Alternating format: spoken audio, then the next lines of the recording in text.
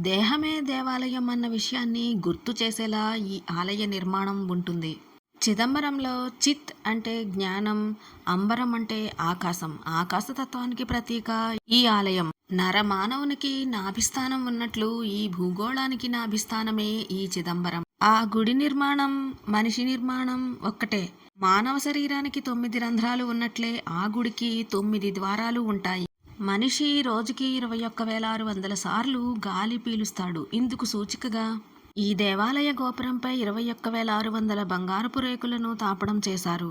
భగవంతుడికి రూపం లేదు, అనంతమైన ఆయన తత్వానికి పరిమితులుండవు అని సూచిస్తూ మూల విరాట్ ఉండాల్సిన చోట కేవలం ఖాళీ స్థలం మాత్రమే ఉంటుంది. గర్భగుడిలో నటరాజస్వామికి కుడి ప్రక్కన ఒక చిన్న ద్వారం ఉండి ఆ గోడపై చక్రం అనే చిత్రం ప్రతిబింబిస్తుంది. ఆ తెరను తీసినప్పుడు భగవంతుడి ఉనికిని తెలిపే బంగారు బిల్వపత్రాలు వేలాడుతూ కనిపిస్తాయి. ఇదే చిదంబర రహస్యం.